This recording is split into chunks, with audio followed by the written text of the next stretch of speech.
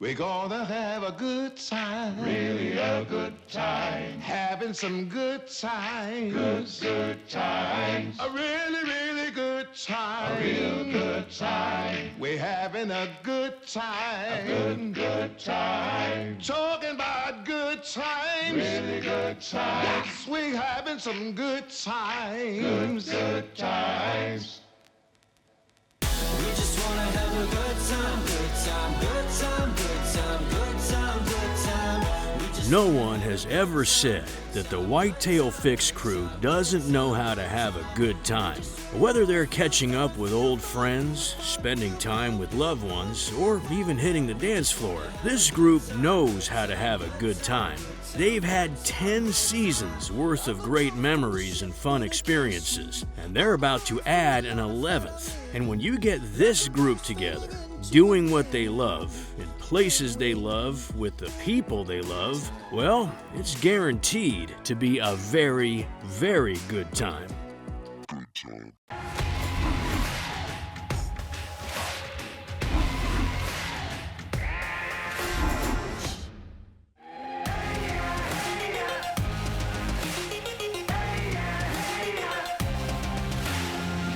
Yeah, you know what it is. Hey, we doing it big. Look up, there's no limit, no, we cannot settle for this. Yeah, can't stop, nah, won't stop. Yeah, spin on live, you don't believe it, just watch. Whitetail Fix is presented by Wildlife Research Center. After 11 seasons of Whitetail Fix, it is as clear as can be that these guys are obsessed with whitetails. The problem is, you can't hunt whitetails all year long. However, just because you can't be hunting whitetails at a given moment doesn't mean you can't still be hunting. South Dakota's archery mule deer opener, September the 1st, and I'm back in South Dakota with my second tag. Mike is back in South Dakota with a mule deer tag after an unsuccessful hunt last season. Went bow hunting in South Dakota, came really close, no luck. Hopefully I can get one shot this time. I was so close the last time. Very. We learned a lot that first year. We didn't know what we were doing. Mike came so close to sealing the deal just 1 year ago. Now, he may have come up short on that hunt, but he didn't leave completely empty-handed. He gained a lot of experience and knowledge for how best to hunt mule deer. First day or two was kind of slow, but on day 3, we got on a pair of bucks that really looked good, got them, figured out which way they were headed to bed, made a big move, but we were just a little too late. Morning found us back on our glassing spot. We turned up one of those 2 bucks again, watched him head toward a bedding area that I was fairly familiar with from the year before when, remember we went in there to try and find that bedded buck and you slipped on the rock and blew him out. So I learned from that mistake, knowing that it would not pay to try and go in there and find him, because if you don't see him bed, it's very hard to pick them out of their bed before they hear you coming or see you coming. Now, you could read and prepare as much as possible, but there is no substitute for hard-earned experience. Mike is keeping those memories and what he learned fresh in his mind as he begins this year's hunt. My hunting buddy Alex was with me, so I brought him into a position where he could see a little bit better, and then from there he filmed me crawl out into this food source that they had just left. I had to do a bit of a belly crawl because there was a younger buck bedded out in the open. Well, I belly crawled for about 60 or 70 yards, but then I had to move on my hands and knees for another 200 yards. And found a clump of bigger brush in the edge of this food source that I knew these bucks would be coming out of once it got closer to feeding time. Mike made a plan, did the dirty work, and now he's hoping that his patience and guile will pay off. And they did come to the food source. They didn't come out exactly where I thought they were going to. They actually kind of circled around and moved to what would have been my left. And they're feeding towards me. I can get up in sort of a crouched position and glass them with the binoculars. I can see him coming. He comes by me at about 33 yards, but all I can see is from about his tenderloins up, so I have no shot there. I have to let them feed on around the corner, and then for me to get a shot, I have to kind of abandon my really good cover, and I crawl out from that and get on the front of that cover. Then it was just kind of a waiting game. The little buck that he was with was actually considerably closer, like at 20 yards. And then he was at, I think I ranged him the first time at 39, and then again at 41. With limited cover and a younger buck at closer distance, Mike is in a precarious position. To take a good, ethical shot, Mike will need to stand. However, in doing so, he risks missing his opportunity. But for this Indiana hunter, it's an easy decision. He's not taking a shot unless it's the right one. I had to time when the little buck's head was down, and I decided there was so much grass there that I wasn't going to try and chance a shot from my knees, hope I wouldn't hit some grass. I just told myself I'm going to be fully standing, shoot my best shot I can shoot. If I get busted and it all blows up, then that's better than forcing a shot, in my opinion. So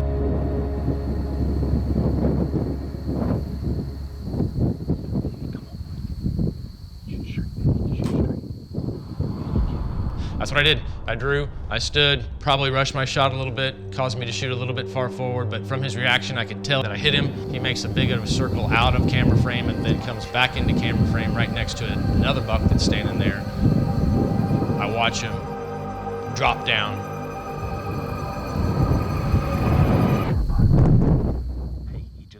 The shot was good, and I had killed my first velvet mule deer.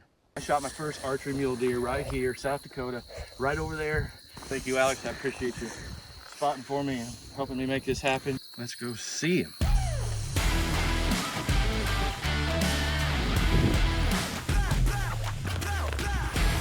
I finally get my hands on him. He's a nice 5x5, 4x4 I guess they would call him, but he's got eye guards, so I'm calling him a 5x5. But really cool velvet buck, still in full velvet, and just really, really cool animals, and I just couldn't be any happier. First archery mule deer. I killed one with a rifle in Montana last year, and just fell in love with these mule deer and just started putting in for every tag I could figure out how to get. Thank you, Lord. Thank you, Lord. Thank you, Lord. Awesome. For the second year in a row, Mike Marsteller was in South Dakota trying to fill a mule deer tag before whitetail season even started in his home state of Indiana. Last year, he came up empty-handed. This year was a different story. Now it's time for Mike to take off his hunter hat and put on his guide hat as he tries to help his buddy Alex punch a tag. So we get my buck taken care of at night, and then the next day was fairly uneventful. But then on the 6th of September, I happened to see a couple other bucks. I get him in the spotter, and I said, hey, would you shoot this biggest one? He goes, oh yeah, for sure. He crawls up there, and in the time that it took me to go get him and bring him back and him crawl up there, a fourth buck, pretty nice 3-point, had bedded considerably left of where those other bucks lay. The 3x3 is starting to get nervous. He almost immediately stands up, and I can tell that this is going to happen quicker than I thought. This other deer getting nervous got the big deer nervous, and he was standing almost immediately. The bad thing is that when that 3x3 got nervous, all I had for any cover was this little sagebrush that was right on the edge of the lip that they were down in. When he got nervous, I just knew if I kept trying to get the big deer in frame, he was going to bounce out of there. Alex had worked too hard for me to mess up his shot opportunity, so I don't actually have the arrow impact. Number 2, mule deer. That makes 2 hunters and 2 tags filled in South Dakota. Hey, congratulations, buddy. Yeah, tagged out in 4 days. That's pretty good. I felt really confident going into this hunt that the things that I had learned from the year prior was going to allow me to have much better odds of success. Mike and Alex are done hunting far sooner than they had originally planned. But that doesn't mean it's time to kick back and relax. When you're on a cattle ranch, there's always work to be done.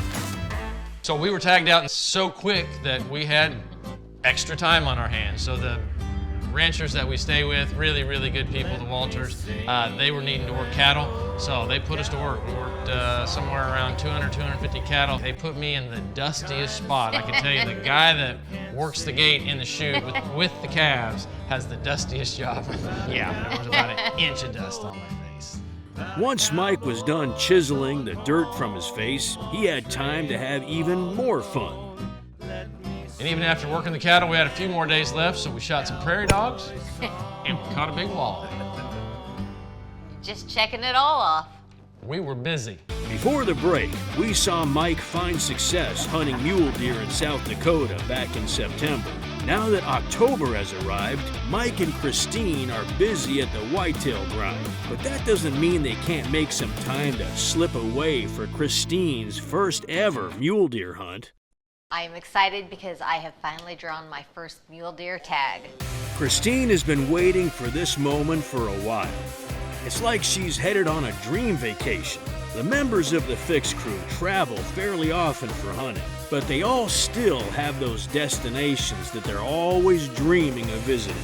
The question is, will they have a bow in their hand or a cold drink? What is your dream vacation? Well, it depends if we're talking about a hunting trip or we're talking about a trip with my wife. Which would it be, Mark? It's a trick question, John. Your wife is in the room, so you make that decision. Too late now. He already blew that. No. On a beach with warm weather and somebody serving us drinks all day. Our dream vacation some days to go to Bora Bora or Tahiti. 10 days, Riviera Maya, Stace.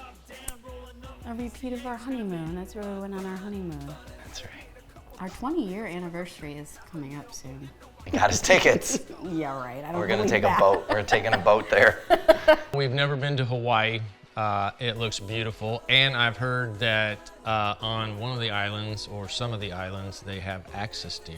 Play in the sand and shoot some axis deer. One of these days when I retire like Mike Marsteller, if I have the money, I'm going to go to the British Virgin Islands and probably stay on a catamaran for about 7 or 8 days with old Mama Sita. It would be somewhere warm with the ocean, water, and an umbrella in my drink. Hawaii. Hawaii. Mike and Christine may not be resting on a Hawaiian beach, but they are exactly where they want to be right now, getting ready to chase mule deer in South Dakota. We got turned on by one of our hunting partners about a deer that they had glassed, and so we were trying a new spot that I'd never been in. Before Mike and Christine hunt this new spot, they decide to ask some locals for advice. Excuse me, do you know where any mule deer are? No? Well, do you know where a Starbucks is? Not very helpful. The locals were far from helpful, but fortunately these Indiana hunters were still able to get on the right track. So we got a line on this buck. We drive to a point where we can't drive any further, and the good thing about the bikes is you just lift them up over the fence, or if it's a strand fence, you slide them underneath it. We're kind of working our way through this creek bottom. Next thing we know, we got 3 pretty good deer standing up there. Sure enough, she saw this one that had a 1 sticker off of his G2, and she was like, that's the one I want to shoot. Because just as soon as they went over the hill, we put those bikes back to work straight up the hill. And had we not had the bikes, the walk that it would have taken us 3/4 of a mile, they would have been out of gun range. So we ride the bikes to the edge of the lip, basically 20 yards back from it. The bucks were only at like 150 yards, I think.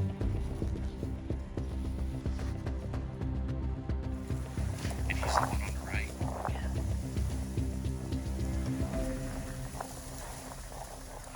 Anytime, but just really nice, easy squeeze.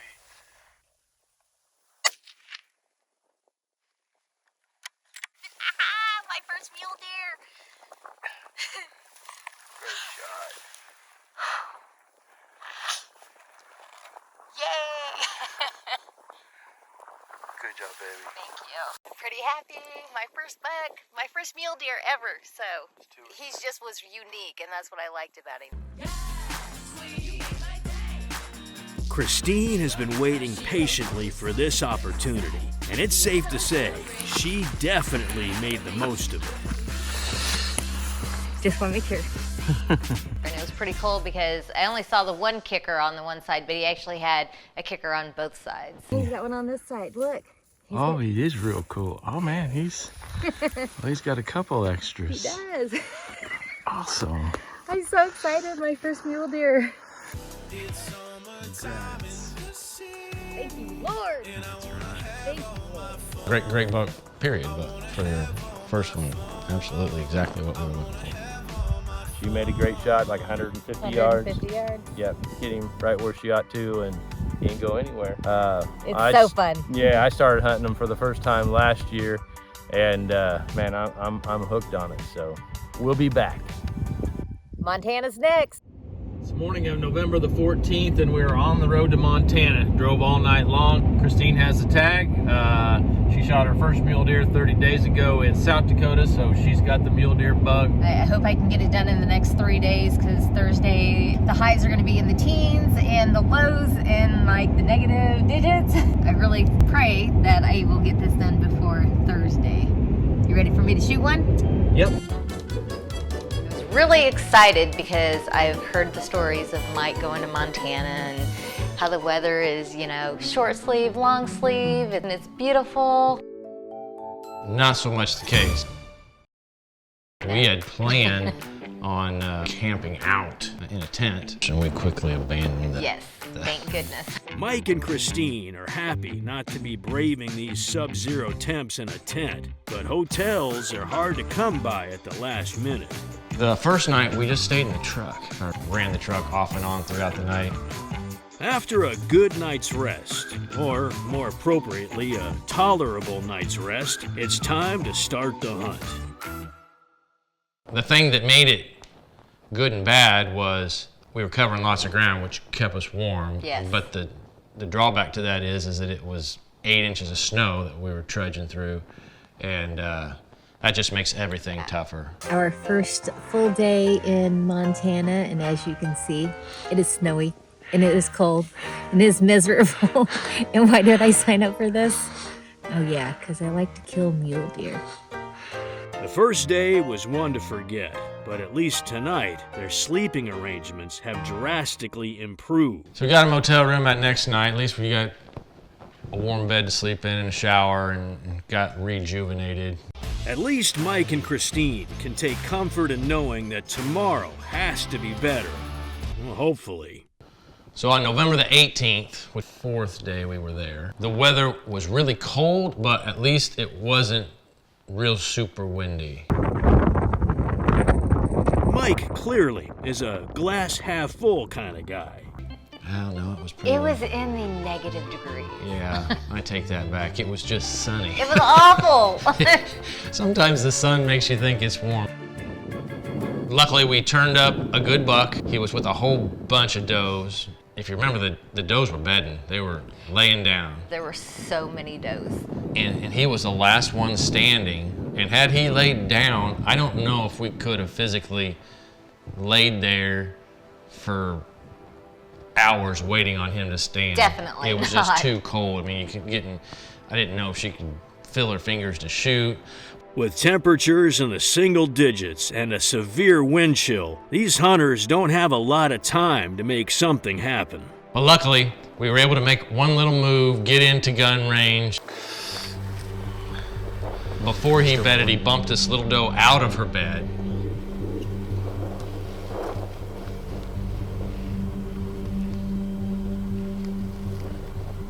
Yeah. And I was a little nervous. Sometimes those big deer will bump deer out of a bed and then bed in their bed. You ready? I'm gonna shoot. Before he did that, she got him shot. You ready? Yeah, just take your time. Nice trigger squeeze. Is he hit? Or can you tell? He just laid down, right? Yeah. We got her done in Montana. I cannot believe that. In some rough conditions, too. It was -1 this morning. It was like -14, and I was like, I don't know, baby. Got my first Montana mule deer. I'm so excited. Ain't a good 4x4, too. It's gonna be completely honest, Montana broke me. That is not what I expected when I went. I was looking for sweatshirt, long shirt, weather, and to have the brutal conditions and to persevere. I was so proud of myself for that. That kind of weather is tough on anybody, and having never done it before, and the snow and the wind, I mean, it's just, she could have easily just thrown in the towel, and I was real proud of her for sticking through it and getting a really good deer shot. I mean, now she's killed 2 big mule deer, so. God just blessed me. I mean, I really honestly did not think this was gonna happen.